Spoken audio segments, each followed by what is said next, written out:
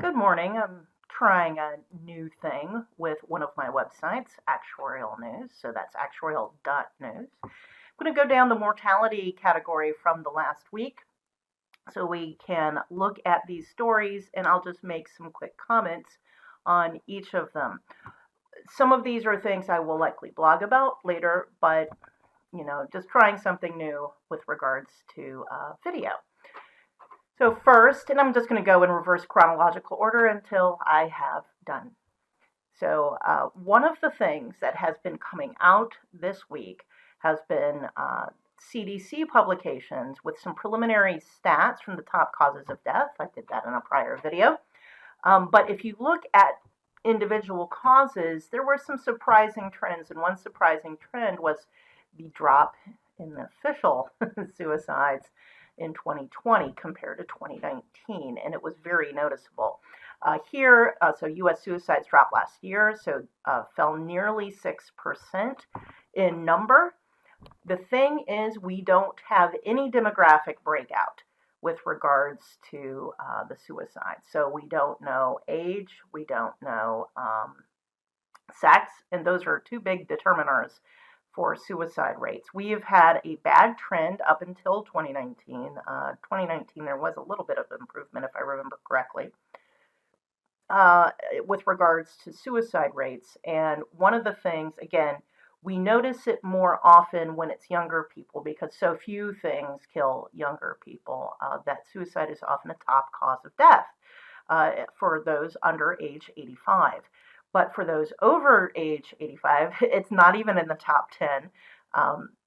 Cancer, heart disease, stroke, Alzheimer's, diabetes, all of those are killing old people far more than suicide. That said, if you look at the suicide rate for men specifically, suicide rate basically just climbs as men get older.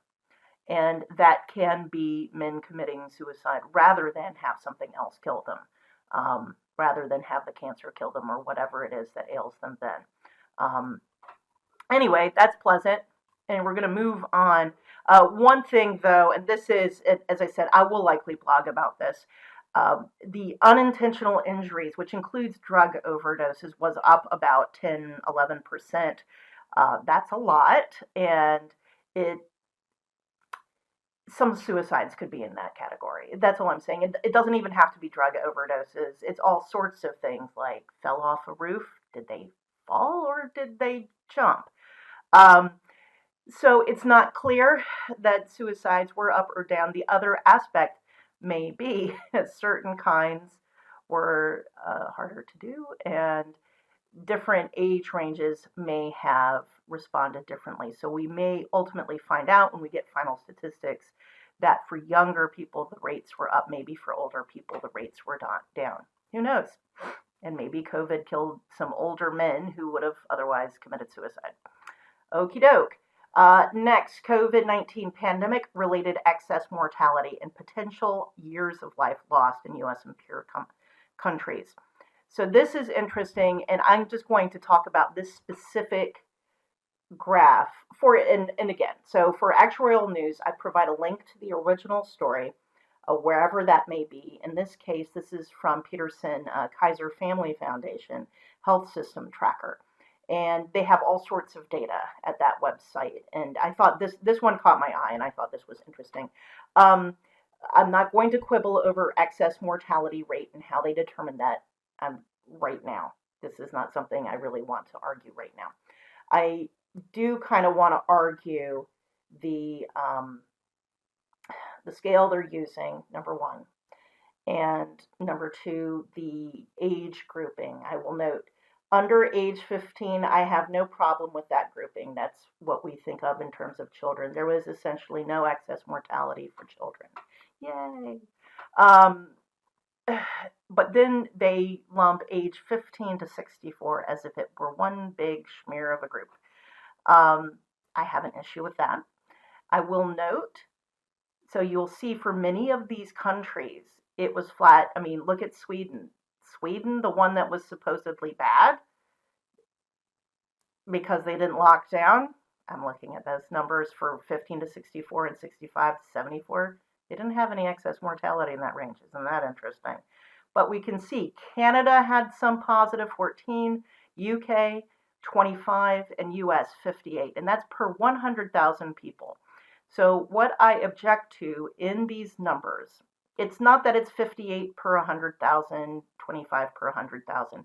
It would be nice if they did a comparison to the relative mortality, as in, okay, how does that compare to the base mortality for that age group? And that's the point at which you're like, wait a second, 15 to 64 is a big smear of people, and the mortality risk on the 64 years old and is a lot higher than on the age 15 year end. This really should have been broken up into smaller groups. Oh well, let's go to who was doing the most dying, and that's the old folks.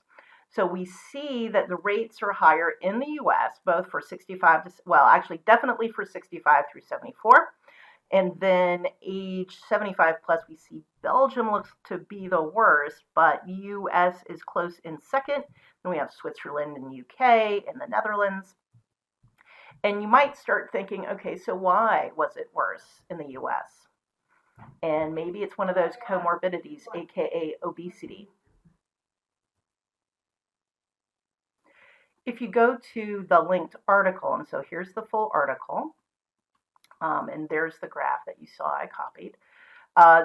The claim is that a lot of the disparity, at least for younger age people, is coming from racial disparities in the US. And obviously, a lot of those countries, look at the countries, don't have those particular racial or ethnic groups in them. Here's the thing, though, and this is what I'm going to be digging into more.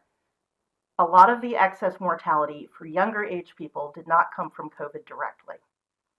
It wasn't COVID killing them. It's drug overdoses. It was other accidental causes. Maybe it was suicide. I don't know. And this is the problem, is I don't have a breakout of cause and age at this point. The CDC does have that info, and various academic researchers can get that info. I have not yet been able to get that information.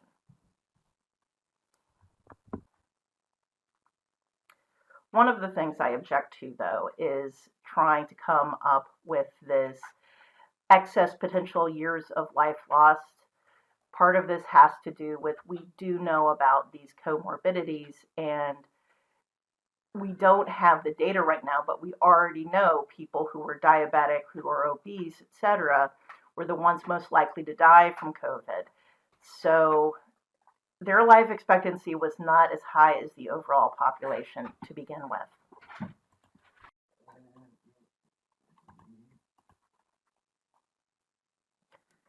So the next story, U.S. had 23% more deaths than expected in 2020 due to pandemic. This is reporting on a Journal of the American Medical Association paper. And I had looked at the paper, so this is the press reporting on this. This 23%, they're measuring excess mortality in a way different from how I have been, but they are trying to capture something a little more real than what I was doing. So my increase, I think, was actually more like 18 to 23%, but that's because I was comparing it to an average number of deaths rather than trying to figure out what the underlying mortality trend was and then extend it and then compare it against that. There will be a lot of actuarial mortality studies, and I am sure that 23% is probably a lot closer to what they would consider true excess mortality compared to how I've been measuring it. I've been measuring it just because it's simpler to calculate and other people can check. These other aspects, there will be other people doing academic studies, and they will be getting paid to do academic studies like I am not. So I'm just doing something that's good enough. The next one is on the EU, and it's life expectancy drops across the European Union amid virus pandemic. And I just want to indicate, I do need to find this report from Eurostat, so I don't think I found that link yet, but once I do, I'll put it on Actuarial News. And the biggest life expectancy loss was in Spain, which is hardly surprising. They were hard hit. Italy was also hard hit. 1.6 years compared to 2019. Bulgaria was about 1.5, Lithuania, Poland, Romania 1.4. And then Denmark and Finland saw a rise in life expectancy, which is kind of interesting. Now, so they didn't really have any excess mortality. I want to remind you this life expectancy, that's just capturing a calendar year mortality effect and not what individuals have themselves experienced. Because, of course, if you survived past 2020, you didn't die in 2020, your life expectancy may not have been affected at all. If you had COVID and survived 2020, well, your life expectancy may have been affected, but we don't know yet. It is way too soon to figure out those effects. So this is a way of capturing all the mortality effects. The other way is age-adjusted mortality rate, which is, I think, a better way. A lot of people get confused when we talk about life expectancy. Okay, trust the science. Yeah, I don't like these kinds of headlines, but hey, I'm not, and I do need to remind people, I am just scouring all sorts of sources. I try not to repeat the same information. I might do a general press version of a story and then also link the medical or the academic study separately or a data site separately. So it doesn't mean I approve of whatever is in there. And now you're getting to see, because this is when I'm actually commenting. I put this stuff up here so that I can watch the trends as they go by and what people are saying. So in this case, and again, there will be studies upon studies. It doesn't seem that lockdown policy in the United States specifically, that they're getting into, had any effect on the mortality experience of those states. And I agree with that. In some cases, it may be that lockdowns are associated with higher mortality, but that also does not mean the lockdowns caused higher mortality. In a lot of these cases, and I guess we're going to be seeing it in Michigan again, is that the lockdowns came after the big surge in cases and deaths. That was definitely true in spring 2020. And it's true right now, spring 2021. We're seeing this in Germany. We're seeing this in Michigan, in Canada. They're getting these surges of cases, and of course, deaths are going to follow. But I really don't think the policy has had much effect at all. I think one of the biggest issues, and I haven't talked about it too much, is because people want to argue with me about counting dead people. The illusion of control and how much we can actually control. If it takes actually, welding people into buildings to prevent the spread of the disease, I'm sorry, you're not going to be able to control it in the United States. The places that seem to have been able to control it pretty well are places like Hawaii and New Zealand, which are islands that you have to fly to get there, essentially. Or there's only a few ways by boat, but you don't have like loads of boats coming over that are hard to intercept.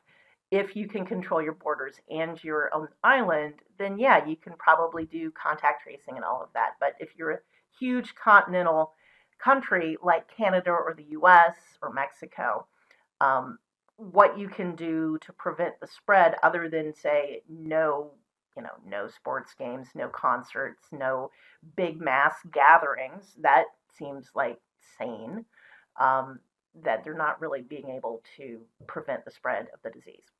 Anyway, what seems to be driving, in the case of New York City, they were hit hard because of the subways and the trains. That's why.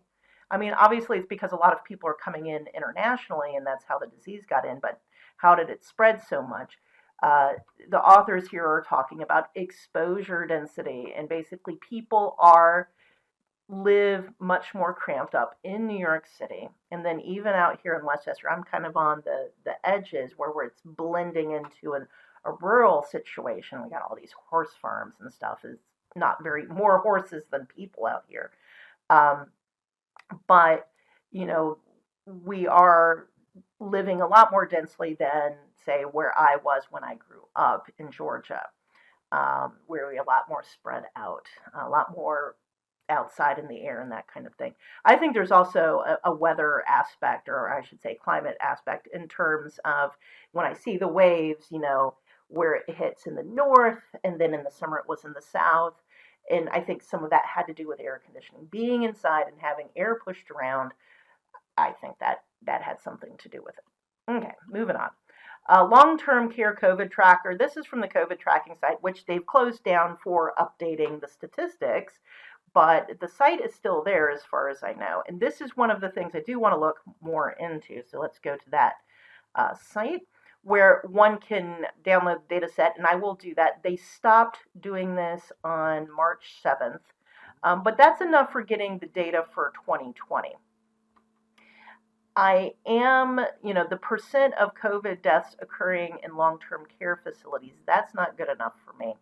I want all the deaths from all the causes because I saw Alzheimer's went up, diabetes went up, and in some of these cases, I think these were undiagnosed COVID deaths, and especially if they were in long-term care facilities. But I do want to point out just on this map specifically, it's an interactive map, where we're seeing some bad things. And even I'm still not trusting these New York deaths. This isn't the updated number. But look at Pennsylvania, 52%, Minnesota, 62%, North Dakota, 54%. Some of these, it was the nursing homes where a lot of the deaths were occurring. Maine, New Hampshire. Let's look what Vermont was 60%. But also we need to look at the specific numbers. So for Vermont, they had 207 COVID deaths. That's not very many. Versus New York, which is 39,000 COVID deaths. Yeah, that's a lot more. Florida, not so bad, and down in the South, and it's not so bad. I do actually find that somewhat believable. And again, a lot of this has to do with the density of living, and who was dying from COVID. Part of these percentages, though, are low because so many other people outside of nursing homes were dying. And part of that is the density of the people. And so in New York State, a lot of the deaths were in New York City specifically. Anyway, so they've got, different metrics, and you see the weekly cases up to March 4th, and then deaths. And again, this is annoying me because this is deaths when they were reported, not when they occurred. And stop doing that. You have no excuse now. All data should be by when the deaths actually occurred. Yes, I understand with cases, at best you might get when the person was tested, fine. But we know when people died. This is not because, we've got all these new deaths. Yeah, they're new deaths, newly reported. A lot of these probably came, let's take a look, January 28th. That's when New York State released the info on all of the nursing home deaths, which of course a lot of them occurred back here. June, they're not even going back to April of 2020. A lot of the deaths in this spike occurred, 9 months prior. Bah. Bah, bah, bah, bah. Okay. In any case, so there's some data, and because I know they're not updating anymore, that makes it actually easier for me to do analysis because then I don't have to worry about it changing. I can just grab it. It's a moment in time data set. Okay, and then I'm going to stop here. So this last one, this excess deaths from COVID-19 and other causes, I believe this is the academic paper that said it was up 23%. Yeah, and so this is a 20% increase in excess deaths, and that's March to July 2020. So this is not for the full year. So that's just something to keep in mind. Let's look at our figures and tables. And what's interesting to me, I do like what they're doing in terms of and let me just go back to Actuarial News because I did capture the one graph I wanted, and they broke it out into various areas of the US and did this lovely stacked area graph of the excess mortality.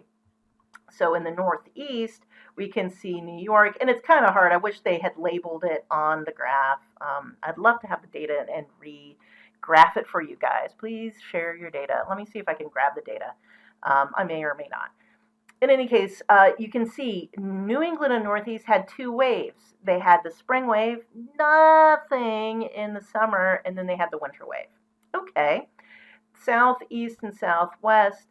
Um, so it does look like they're showing excess mortality in the spring, but I don't know how. And I'm sorry, they are really. Anyway, it looks like Louisiana. Yeah, and that's the one I knew about. Is Louisiana in the spring. But yeah, they basically had two big waves in the summer and the winter. There we go. Plain. So basically, the big middle. Though this is just a very strange. Oh, okay, I think I see why they're doing the grouping this way. Still, I think these are too large of a grouping to put these states together.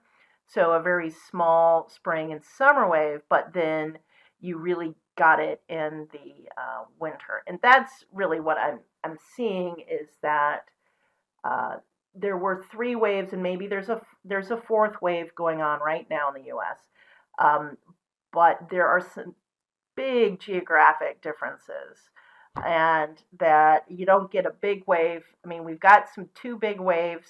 You might get two, and so a lesser wave for the Northeast, and we've got two waves for the Great Lakes region. And again, why they picked these, I think, is just they're trying to pick states that were geographically close to each other, but also had this structure. So two waves or this three waves. So this was like getting worse. And then the southeast, southwest, we see Florida and Texas really driving that summer wave. And then for that winter wave, it looks like it's actually other states. And again, the way this is graphed makes it difficult to really eyeball who is driving these differences, because it's just like I can't figure out. That's Kentucky. So it looks like Oklahoma was having a bad winter. Tennessee was getting bad. What's above Arizona? Tennessee and Arizona, come on. I mean, they really are lumping too many areas together. So, we'll have to take a look. And they had their own ways of doing this. In any case, that was just a review of what's going on in the mortality category of actuarial news. In the future, maybe I'll do once a week where I just pick one of my categories, and it might not be one of these top four: public pensions, mortality, public finance, and investments. I have other big categories that I like to cover, and if you want to see them, you scroll down to the bottom. Yeah, I do Amazon ads, by the way, and yeah, I know it's not the best embedding, but I just don't care enough to fix it. So here are my big categories. Data visualization is one I might do one of these weeks because I really enjoy thinking about that. But you can see, yeah, mortality is one of my big categories. Public finance, public pensions, investments, sure, but you'll notice healthcare, and that's a lot of the COVID related stuff, and specifically vaccination. Been picking up a lot of those. So some of these I don't have much in the category yet. Other ones, you never know. It can be a boom and a bust. So, see ya.